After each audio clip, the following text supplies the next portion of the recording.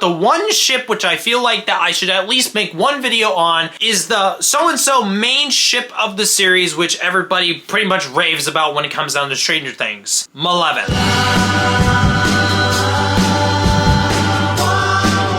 Now, Mileven is unironically the most popular ship outside of Byler for the Stranger Things fandom. And clearly, whenever people compare Mileven and Byler, there's a clear line of people who either hate or love both of the ships. Now, I'm not just going to be talking about Mileven in just, oh, how cute they are and so, but how toxic the actual relationship is. Now, not only is the community a lot different from what would be the Byler community, but just the entire aspect of the relationship is also done in a really weird way. Now, the entire relationship of Mileven, or Mike and Eleven, or Jane as some people call her, ranges from just being a weird romance to just being really toxic in a slight way, which I will slowly break down the clues, which I know for a fact, starting with season 1 and going up to the latest season. Now, season 1, Mike and Eleven and Will is very different from what we got from season 5, which is why I'm going to discuss it. Yes, Mike was determined on finding Will, but what did they find? Eleven escaped from the lab. Now, it does continue on at this point that they let her stay at Mike Wheeler's home, basically keeping her hidden from the government and even the parents. And then, well, the one thing is that Eleven doesn't even really think common sense at all for entirety of season 1, which is why, like, the first red flag is, well, season 1. You're supposed to help us find him alive. You said he was alive.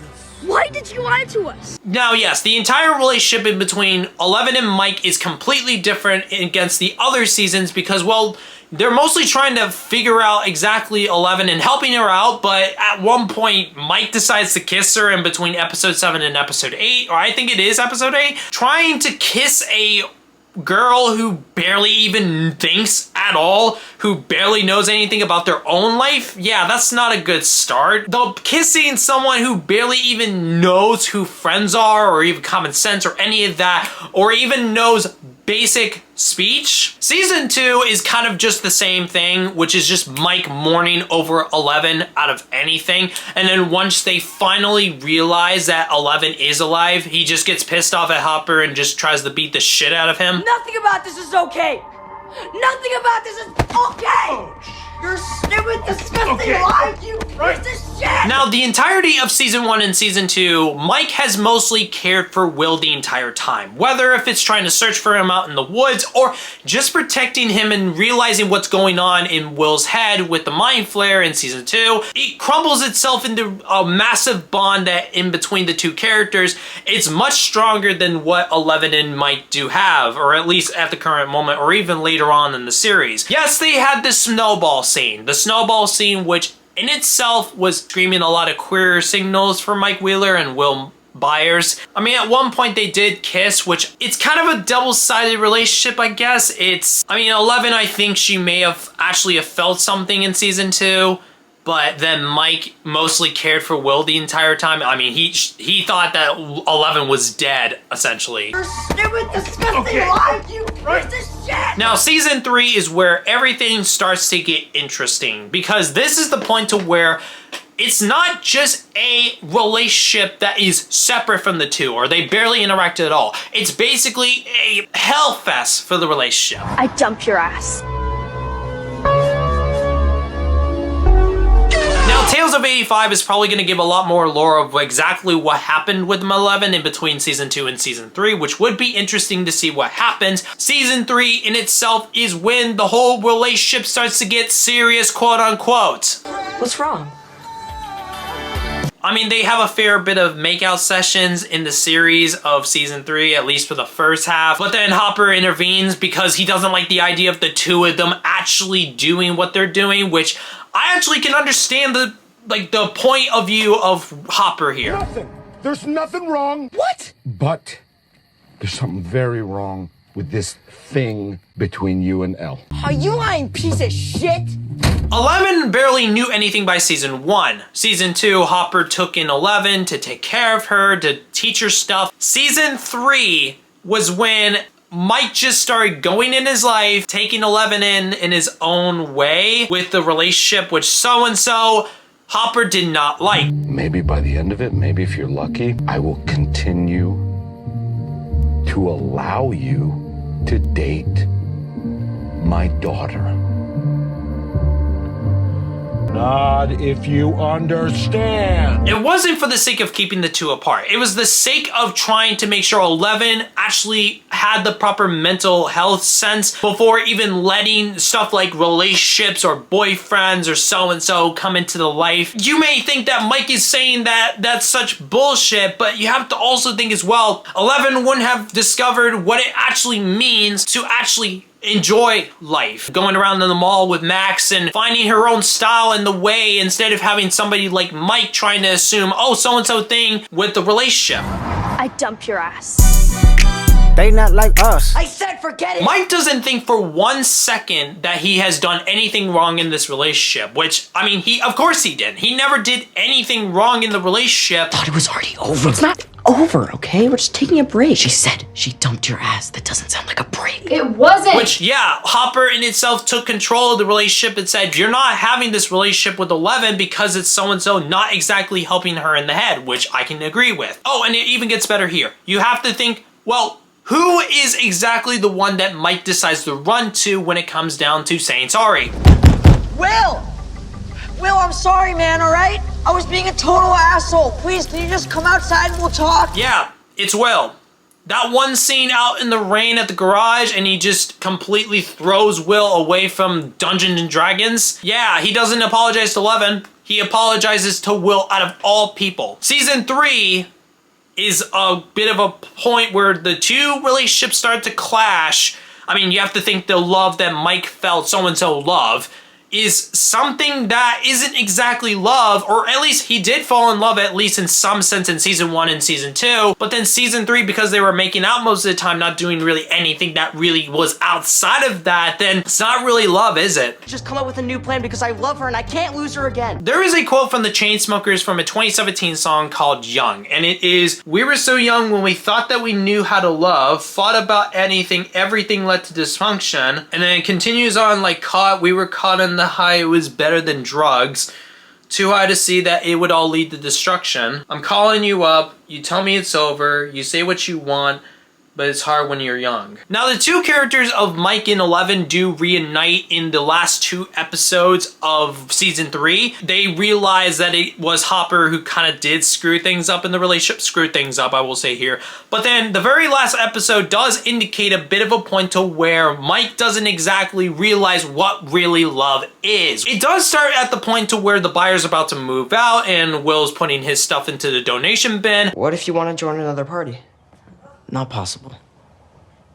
Now, you could take a look at the scene and say, oh, he's not leaving the party, he's smiling and that stuff, but that's not really the point of the smile. It's indicating something deeper instead of it just being oh, he's staying in the party, but realizing he's still gonna always be there. Something that he thought he had with 11, but actually slowly is starting to rise up for Will. Maybe like actually love? I love you too.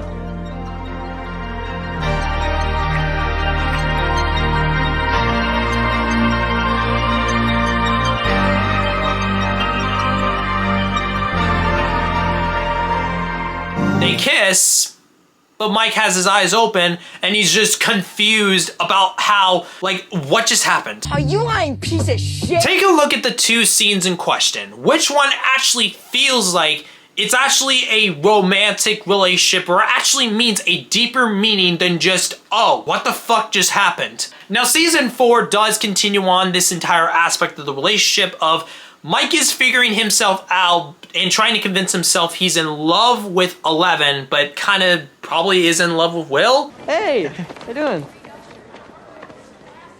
Hey, Mike. Hey. What's that? It's nothing. It's just this painting I've been working on. Cool. The idea of not saying love Mike in the letters is a small indicator, but it is big enough. You don't love me anymore. Who said that I didn't? You never say it. I say it. From Mike. From Mike. From Mike. From Mike. From.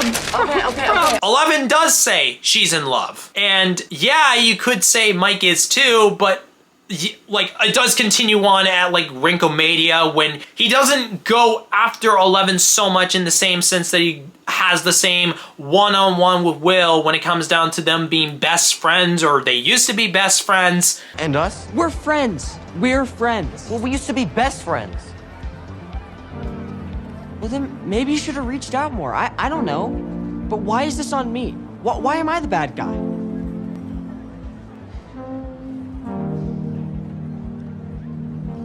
Even when 11 is pissed off, there isn't this whole thing of this personal talk that feels nice and calm, that is just the two of them being more personal. That's for Mike and Will. Thanks, by the way. For what? For knocking some sense into me. I mean, I was being a total self-pitying idiot. I didn't say it. You didn't have to. The biggest one-on-one especially was the van scene, where basically Will is using 11's name to confess his love to Mike. And even the painting in itself, trying to say that he made the painting, but then just saying 11 ended up commissioning it, when in reality, like 11 barely even knew anything about the painting in the question. Did you paint this? Yeah. I mean, Elle asked me to. She commissioned it, basically. I mean, she told me what to draw. When you're different, sometimes you feel like a mistake. But you make her feel like she's not a mistake at all. Like she's better for being different. So yeah, Elle needs you, Mike. And she always will. At the pizzeria, there's one final blow that indicates that, like, it wasn't Mike being in love with 11. It's the fact that Will has to push Mike to say that he's in love. And clearly, 11 does not take any of his bullshit besides, I think it was like a joke or something. I love you. Season 4 just ends off with the two of them not really even talking that much. And then Season 5 proceeds to not even show that much of a romantic interest in the series for the two of the characters. And Volume 1 did include a scene between Will and Mike actually flirting a small bit, and it does continue on a small bit in Episode 5, but then it kind of stops. And then even when 11 is back from the Upside Down, it's like the two characters never really even had chemistry at all. Not even like in the same level of Max and Lucas. What is wrong with you? I was just asking. And then there's the final scene with the two characters. The void scene. I keep saying that the void scene is something that is not natural. It is not something that is just something that comes out of thin air. And people say it's a part of Mike's imagination, which I can see the fact that it is Mike's imagination. The idea of Mike trying to imagine that this whole love and relationship is something that he feels is something which is not real. He didn't even say I love you to 11 when she was about to die. I mean, they kissed, but it was a forced kiss more than anything. It's not a kiss that is really a feeling of like, oh, I have to have that feeling. It's like trying to convince themselves they're still in love with 11 and then mourning for 11. And then there's the D&D scene. The D&D scene in the final bit of the series. The chemistry in between Mike and Will is way too strong for it to be considered just a friendship. I mean, I brought up the fact that the whole relationship in the entire series just felt so strong in between the two characters. When you think about Mike putting up the binder for the very last time, he caresses Will's binder. Like, the void scene did not feel like the same thing that Mike would feel when it came down to even just putting up his binder for the very last time. Like, emotional scene. They used Purple Rain for that void scene, by the way, to try to represent, oh, the whole scene in question is much more romantic than what we're intending for it to be when it's a death scene. The whole series of Stranger Things shows how Mileven in itself is a toxic relationship. I want to say toxic in such a way because I know that in some way it wasn't as toxic as it seems. But the whole aspect of how I see it is somebody who barely even knows anything, barely even lived life because they were a lab rat. being forced into a relationship in some way, at least in season 2. I mean, trying to be like, oh, so-and-so first kiss and that shit in season 1, and then the snow dance, and then making out sessions in season 3, and then Hopper separating the two, saying that this is not the best idea, you two. Like, I don't think it's good. Like, you two just stay away from each other.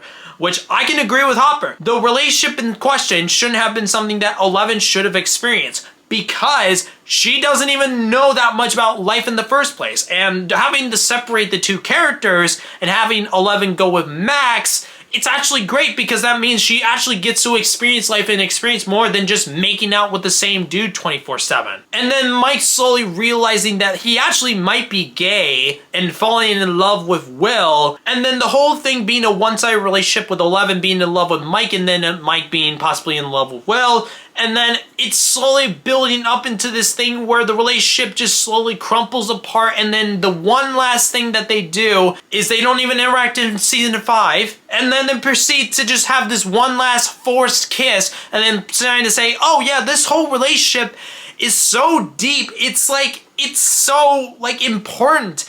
Like, 11's realized that Mike is the only person who really cared about her. Yeah, no. This whole relationship reminds me of Love Victor, when Victor meets Benji for the first time, and then so-and-so, like, realizing that Victor is so-and-so might be somewhat attracted to Benji, and then Victor decides, oh, I'm gonna just go down the traditional route and just date a girl, or trying to do so-and-so things, but then realizing over time that the relationship's not going to work out because he's not really attracted to girls, and then the first time that he actually goes in and does stuff with Benji, it turns into this whole thing where he has that internal homophobia, and then he slowly accepts himself, and then actually falls in love more or less with Benji. I don't know how season 3 went, and please do not spoil it in the comments down below. I do plan on watching Love Victor soon. And also my friend Earl. So, thank you guys so much for watching this little video on Mileven. I hope you guys had a great Valentine's Day and a late Valentine's special. Comment, like, subscribe. I'll see you guys later when I talk about probably the Google Pixel, because the Google Pixel is something which I've had for a little while. Bye!